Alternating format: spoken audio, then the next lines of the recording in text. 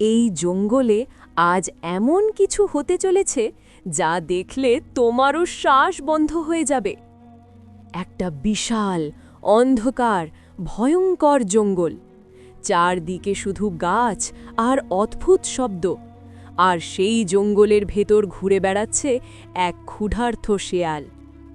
অনেক দিন ধরে সে কিছু খায়নি, পেটের ভেতর যেন আগুন জ্বলছে।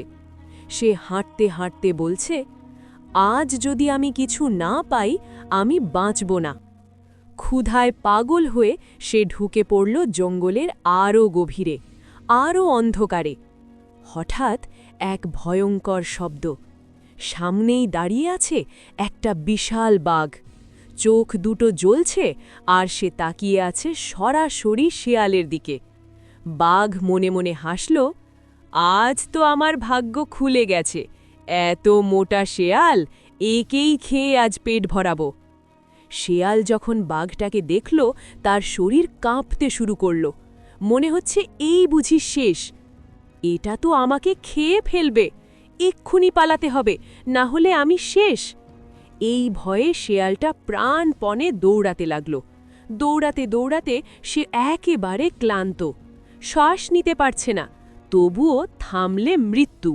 হঠাৎ সে ভাবল, না, কিছু একটা বুদ্ধি বার করতে হবে। হ্যাঁ, একটা উপায় আছে।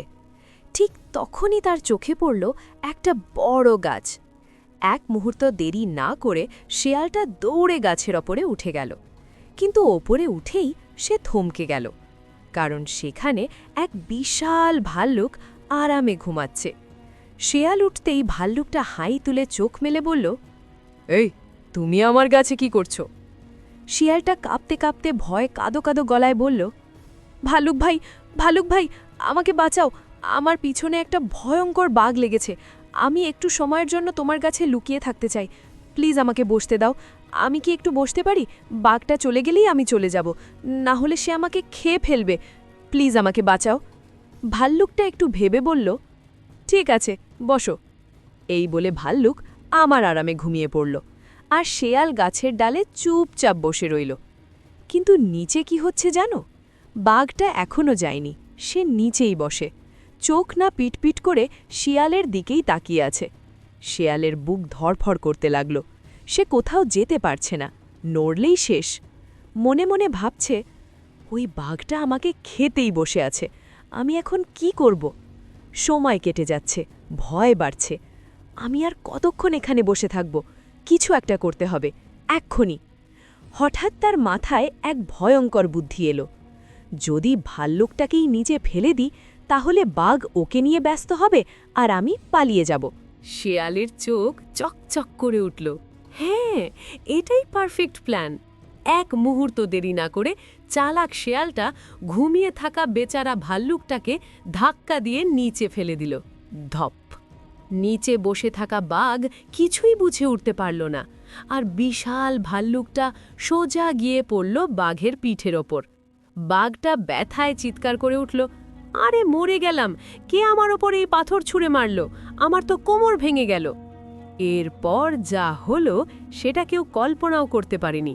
কিছু বুঝে ওঠার আগেই বাঘটা ভয়ে ভাল্লুকটা আবার দৌড়ে গাছে উঠে গেল। ক্ষুধায় সে একেবারে কাহিল, তবুও এখন তার মাথায় শুধু একটাই চিন্তা, এখান থেকে বাঁচতে হবে। উপরে উঠে ভাল্লুকটা রাগে ফেটে পড়ল। সে গর্জে উঠে বলল, আমি তো জানতাম তুমি স্বার্থপর, তবুও তোমাকে সাহায্য করলাম, আর তুমি কি করলে? তুমি আমাকে মৃত্যুর মুখে ঠেলে দিলে। এই বলে রাগে অন্ধ হয়ে ভাল্লুকটা শেয়ালটাকে জোরে ঠেলে দিল নিচে। ধপ! হঠাৎ নিচে পড়ে শেয়ালেরও কোমরের হাড় ভেঙে গেল। সে যন্ত্রণায় চিৎকার করে উঠল, হায়, আমি মরে গেলাম, এখন আমি আর কোনোদিন হাঁটতেই পারবো না। ল্যাংড়াতে ল্যাংড়াতে কাঁদতে কাঁদতে শেয়ালটা সেখান থেকে চলে গেল।